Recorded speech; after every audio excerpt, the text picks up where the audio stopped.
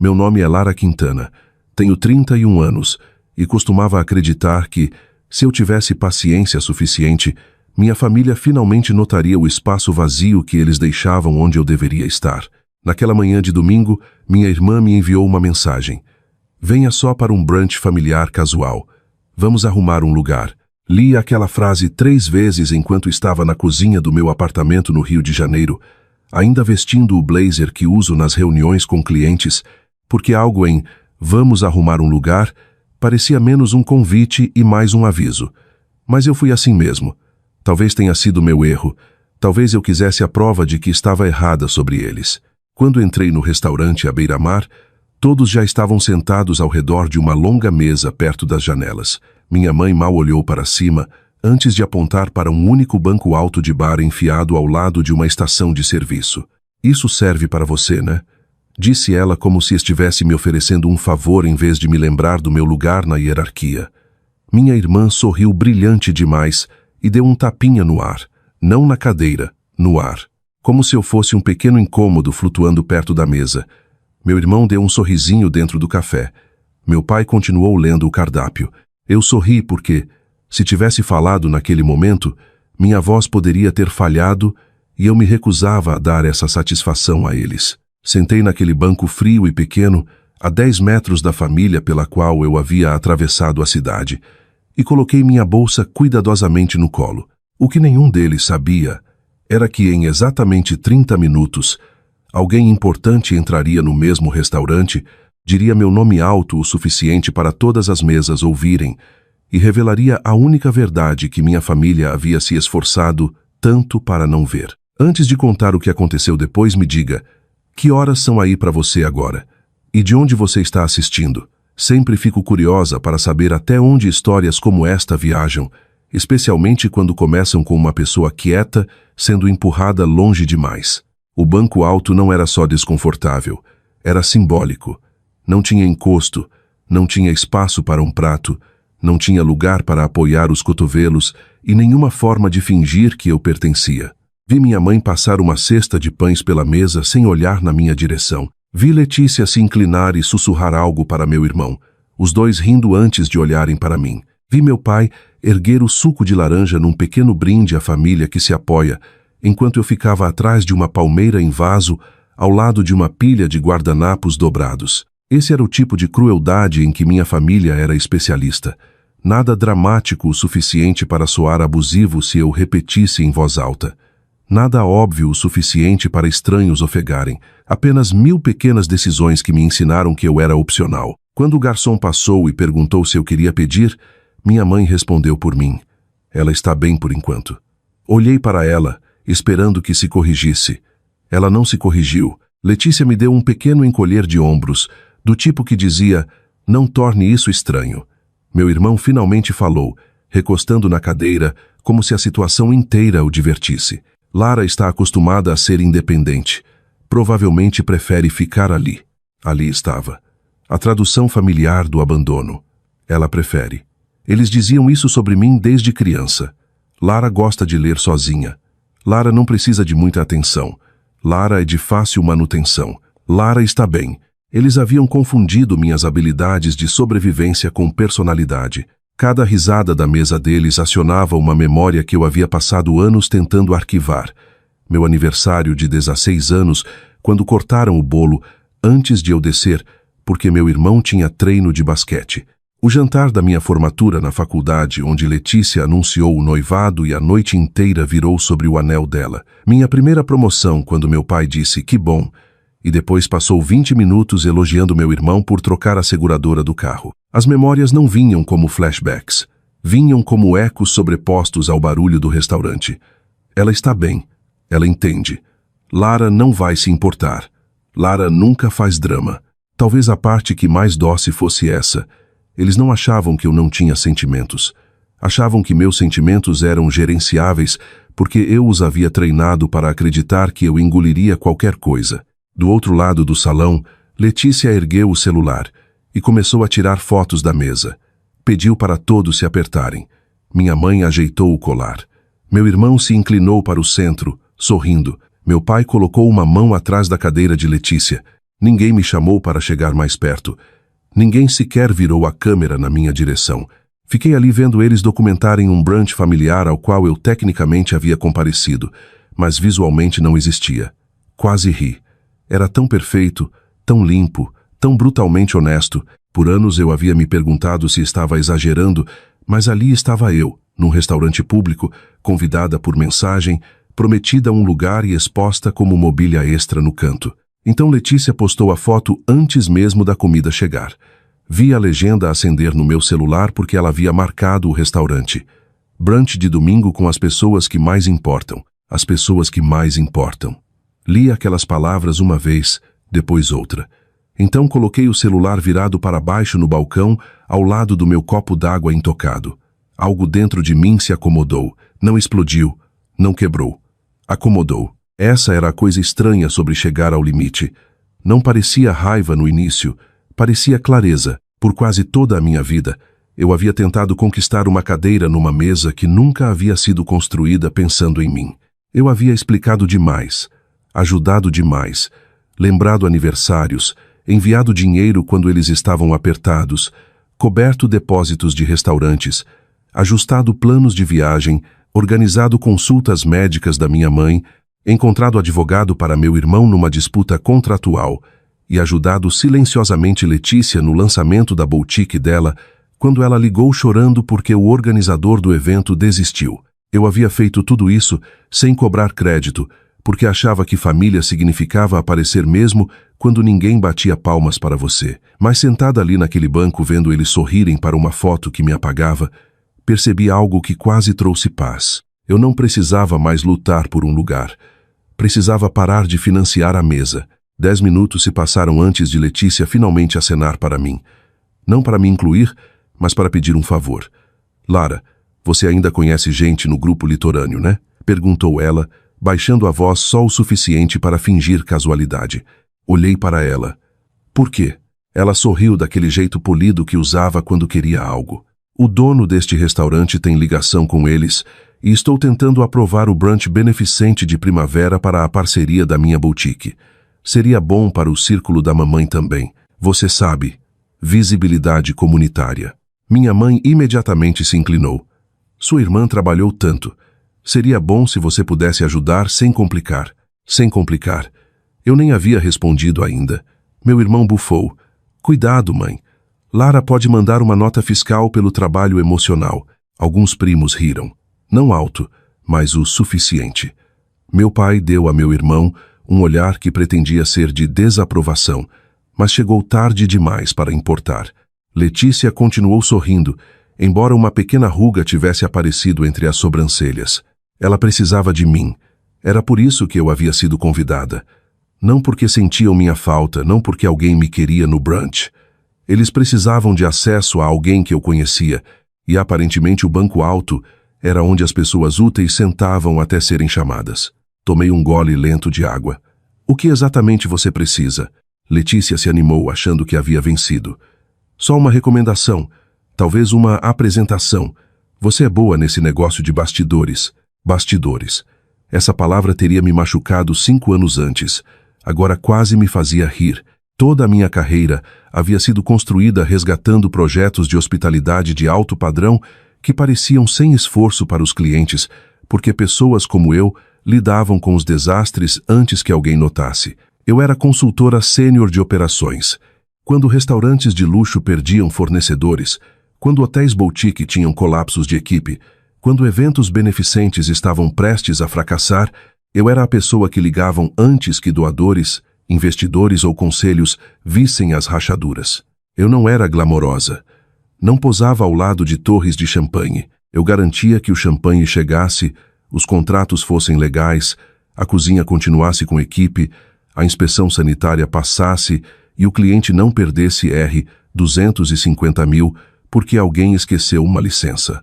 Letícia sabia o suficiente para se beneficiar desse trabalho, mas não o suficiente para respeitar. Lô, você está falando do benefício de primavera do grupo litorâneo? Perguntei. Os olhos dela piscaram. Sim.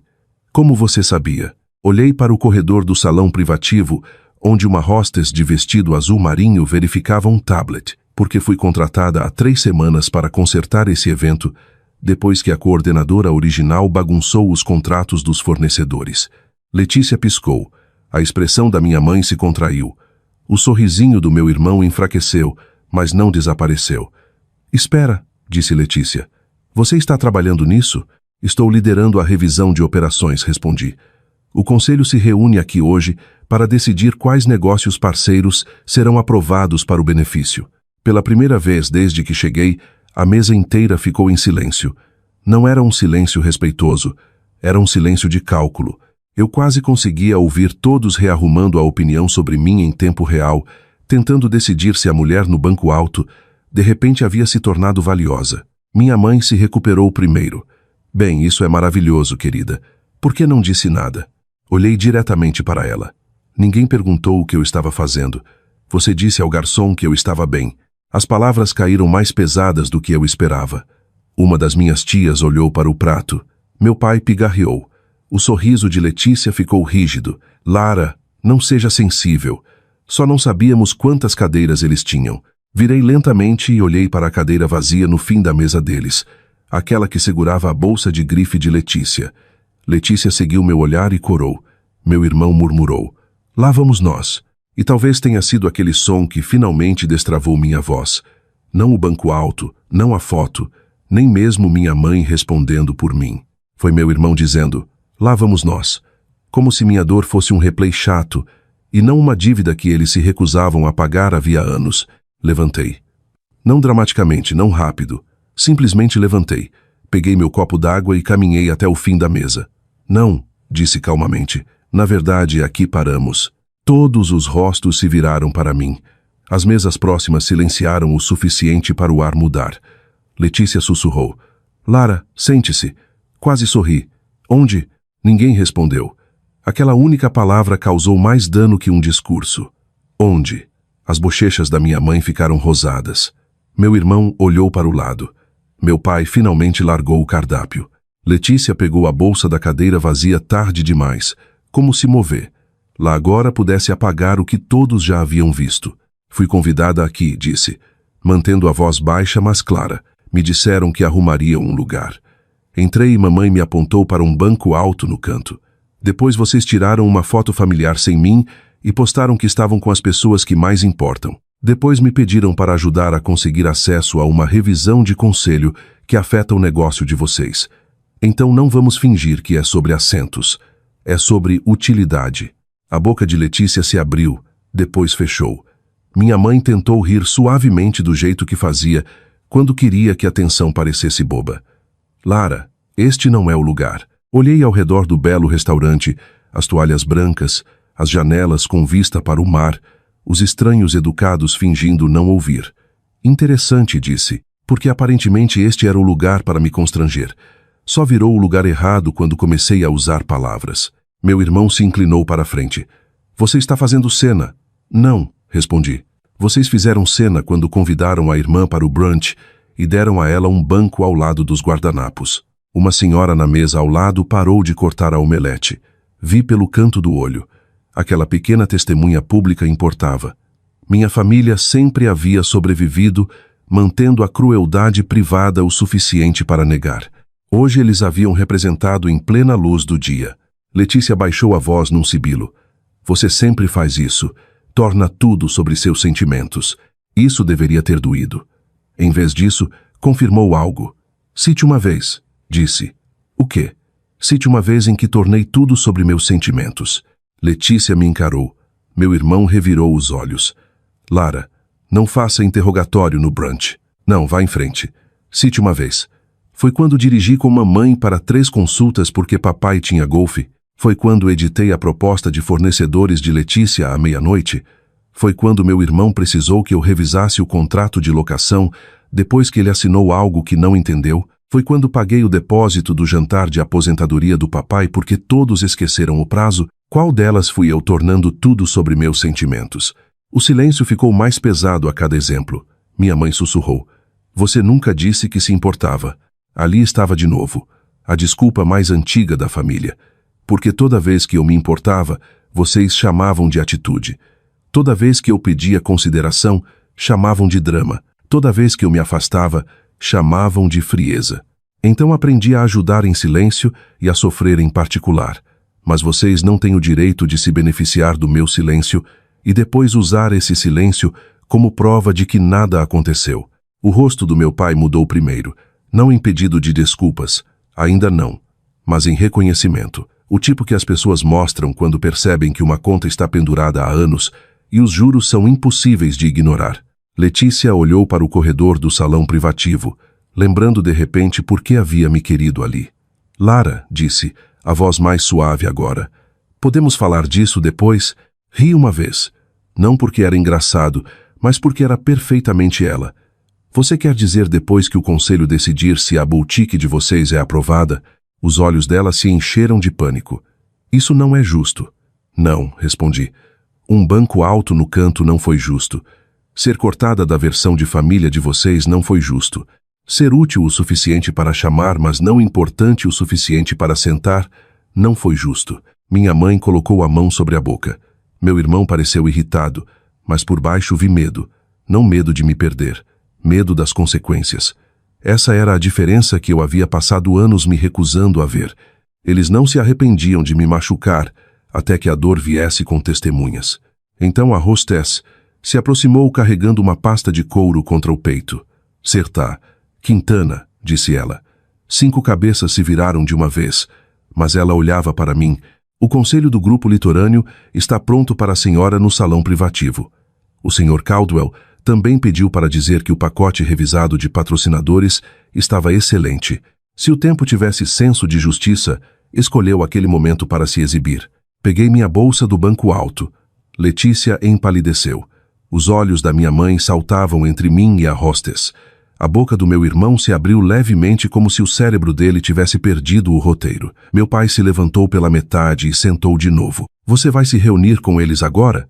Perguntou Letícia. Sim, respondi. Era por isso que eu já estava vestida para o trabalho. A voz da minha mãe ficou fina. Lara, querida, talvez você ainda possa dar uma palavrinha boa pela sua irmã. Querida, ela não havia me chamado assim quando cheguei. Não havia me chamado assim quando apontou para o banco. A palavra soava barata agora, como um cupom puxado depois da conta chegar. Olhei para Letícia. Você disse a eles que sua proposta estava completa? Ela engoliu em seco. Está quase completa. Faltavam verificação de seguro, backup de fornecedores, proporções de equipe e um orçamento corrigido. Eu sei porque sua assistente enviou para o portal de revisão e minha equipe sinalizou. O rosto de Letícia desmoronou em choque. Sua equipe?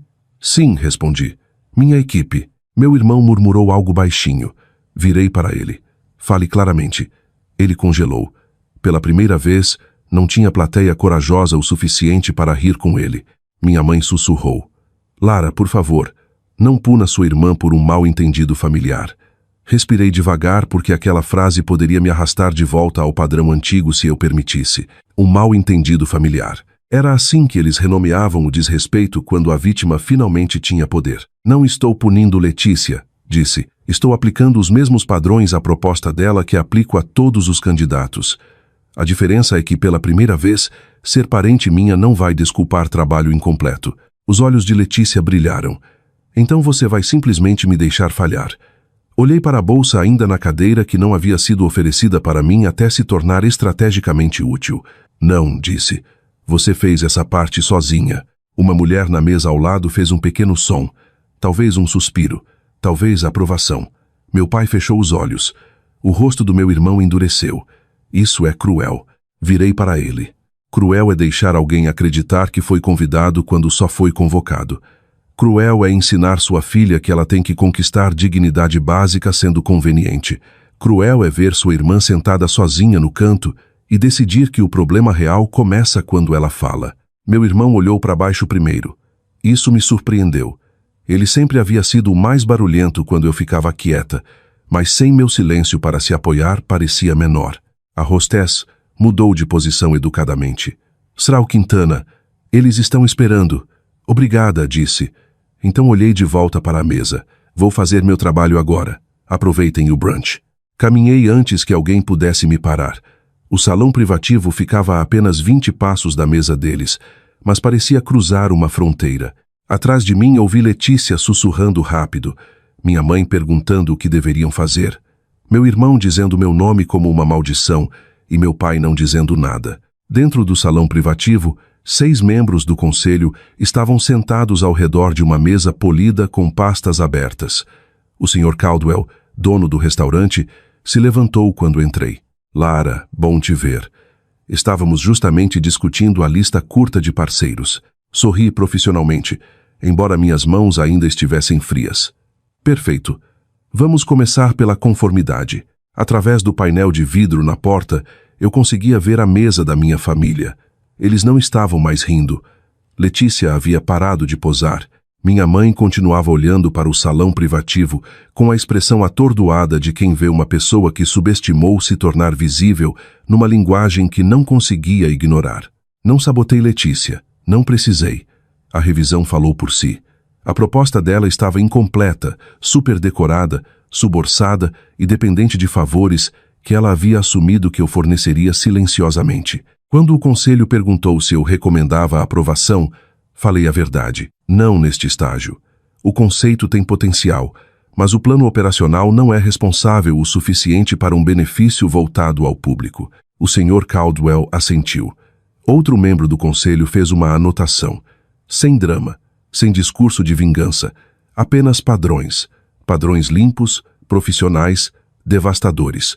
30 minutos depois de ter sido colocada num banco alto de bar, vi a aprovação garantida da minha irmã se tornar uma rejeição condicional.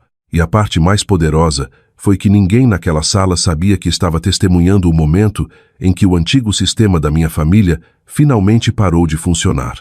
Quando saí do salão privativo, Sadá, sental, sentar, blizu blow, sentar, desuzelb, braços cruzados firmemente sobre o peito.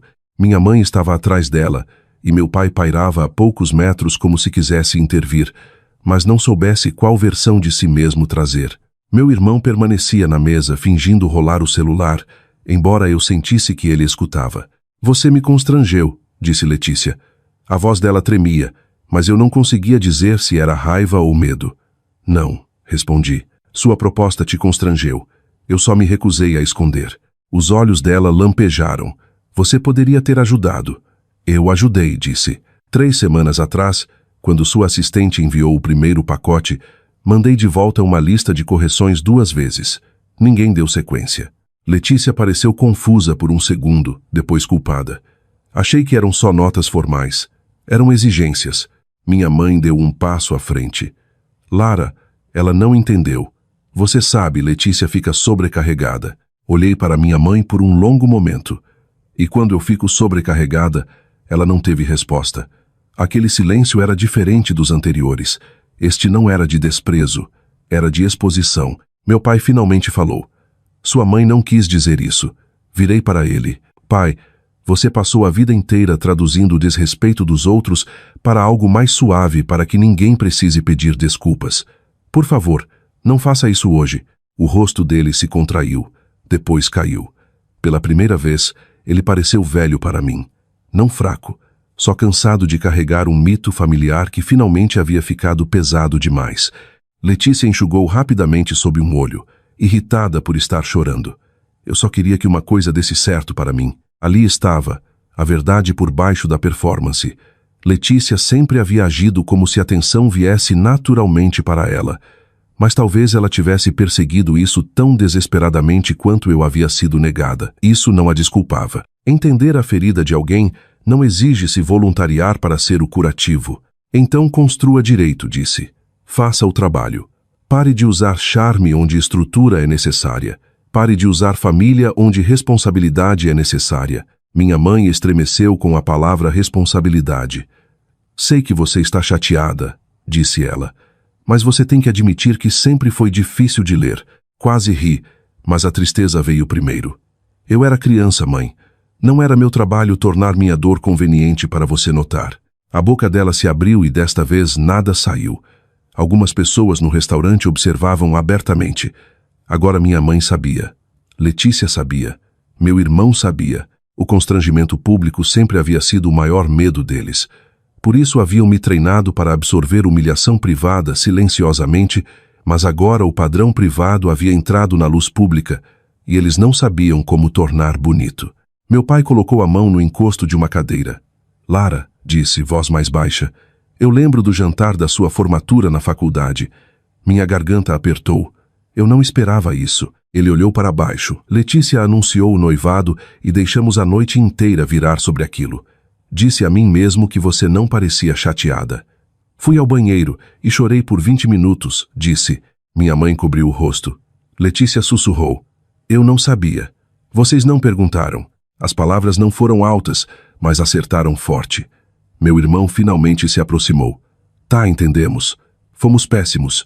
É isso que você quer ouvir? Olhei para ele e, pela primeira vez, não me senti intimidada pelo sarcasmo dele. Não, irmão. Quero que você entenda que sarcasmo não é personalidade. É um escudo que você usa quando tem medo que alguém peça para você ser decente. O rosto dele mudou. Por um segundo, achei que revidaria. Em vez disso, olhou para o chão. Achei que você nos olhava de cima, murmurou. Isso surpreendeu todos nós. Ele esfregou a nuca. Você sempre tinha tudo resolvido. Bom emprego, apartamento legal, clientes grandes. Nunca precisava de ninguém. Eu precisava da minha família, disse. Só parei de esperar que aparecessem. Minha mãe começou a chorar então. Primeiro baixinho, depois com o tipo de vergonha que não pode ser tornada elegante. Letícia sentou na cadeira mais próxima do corredor, a mesma cadeira que não havia me oferecido antes.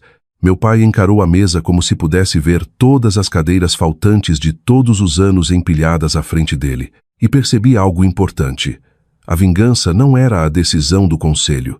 Não era Letícia perdendo uma aprovação fácil. Era isto. Vê-los finalmente sentados dentro do desconforto que haviam me designado por anos. Vê-los entender, tarde demais para negar, que eu não havia sido distante. Havia sido empurrada para trás até que a distância fosse o único lugar restante para ficar. Não os abracei imediatamente. Isso pode soar frio para algumas pessoas, mas eu havia passado anos demais recompensando pequenos pedidos de desculpas com perdão imediato. Sabia o que aconteceria se amolecesse rápido demais. Eles chorariam. Eu os confortaria. E de alguma forma minha dor viraria outro evento familiar onde todos os outros eram servidos primeiro. Então fiquei de pé. Deixei minha mãe chorar. Deixei Letícia sentar com sua rejeição. Deixei meu irmão parecer desconfortável sem resgatá-lo com uma piada. Deixei meu pai encarar o chão até encontrar coragem para me olhar. O que fazemos agora? Perguntou ele. Aquela pergunta importava porque, pela primeira vez, ele não me pediu para consertar. Perguntou o que vinha a seguir. Peguei o celular da bolsa e abri a foto do brunch de Letícia. A legenda ainda estava lá. Brunch de domingo com as pessoas que mais importam. Virei a tela para eles. Comecem por isto. Letícia olhou e fechou os olhos. Vou deletar. Não, disse. Não delete porque foi pega. Mude porque entende porque foi cruel. Os dedos dela tremeram enquanto editava a legenda. 1 minuto depois, meu celular atualizou. A nova legenda dizia: hoje aprendi que família não é sobre quem fica bem na mesa. É sobre quem nós arrumamos lugar e quem falhamos em ver. Devo um pedido de desculpas à minha irmã. Era imperfeito, um pouco polido, ainda muito Letícia, mas era público. E para ela, honestidade pública custava algo. Minha mãe perguntou: podemos trazer sua cadeira para cá? Olhei para a mesa. A cadeira vazia ainda estava lá. A velha Lara teria aceitado e chamado aquilo de cura. A nova Lara entendia que uma cadeira oferecida depois da exposição não era o mesmo que um lugar guardado livremente. Hoje não, disse.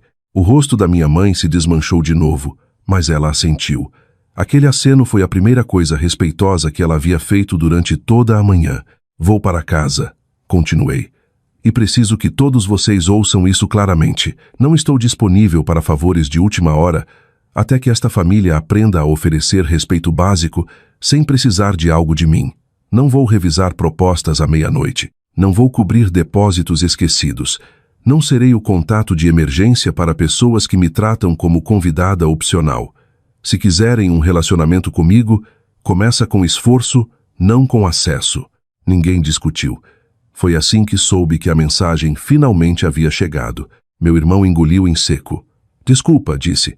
Foi estranho e áspero, mas não sarcástico.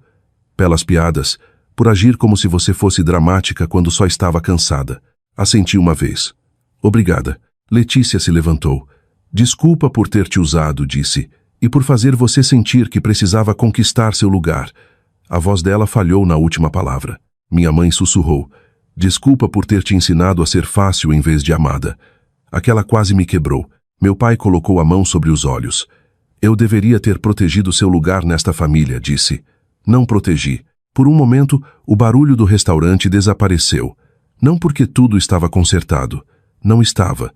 Um pedido de desculpas não repara anos sendo ignorada. Uma legenda pública não cura todas as feridas privadas.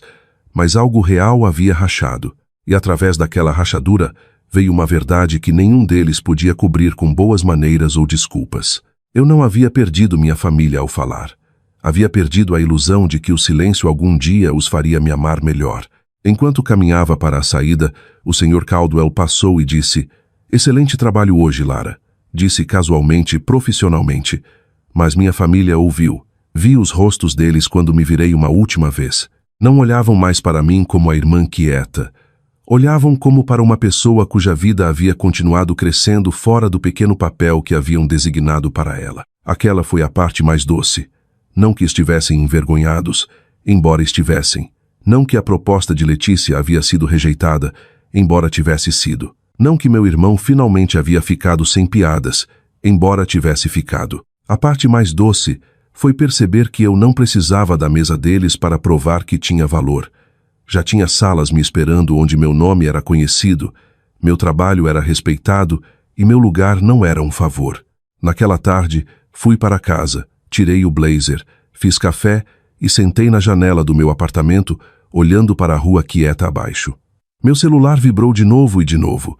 Letícia enviou um pedido de desculpas mais longo. Minha mãe perguntou se podia passar lá mais tarde na semana. Meu pai escreveu: Quero ouvir se você estiver disposta. Meu irmão enviou só 4 palavras. Você estava certa. Desculpa. Não respondi imediatamente. Deixei as mensagens ali, não como punição, mas como prova de que eu tinha permissão para tomar meu tempo. A lição que carreguei daquele dia era simples, mas mudou tudo para mim. Às vezes as pessoas não notam o espaço que negam a você até você parar de encolher para caber no que sobra. Às vezes a vingança mais poderosa não é gritar, não destruir ninguém, não se tornar cruel de volta. É calmamente remover seu trabalho, seu silêncio e sua disponibilidade de pessoas que confundiram sua paciência com permissão. Uma família que só arruma lugar para você quando precisa de você, não arrumou lugar para você de jeito nenhum. E se você já foi a pessoa no banco alto, aquela mandada ficar bem, aquela cortada da foto, aquela esperada para ajudar sem ser honrada, por favor lembre disto. Você não precisa mendigar uma cadeira numa mesa que continua provando que pode existir sem considerar você. Levante. Fale claramente. Deixe eles sentirem o vazio que sua ausência cria. Porque às vezes o momento em que você sai do canto é o momento em que todos finalmente veem quem segurava a sala inteira. Obrigada por ouvir. Do ponto de vista, a conversa calma de Lara foi mais poderosa que a raiva. Ela não tentou destruir a família, mas finalmente parou de proteger-los das consequências do próprio comportamento. Isso tornou a vingança satisfatória e significativa porque veio do autorrespeito, não da crueldade. Às vezes a pessoa mais quieta da sala é aquela que segura tudo junto, e as pessoas só percebem quando essa pessoa para de estar disponível. Você já foi tratado como uma reflexão tardia pela própria família, mesmo sendo sempre quem ajudava nos bastidores?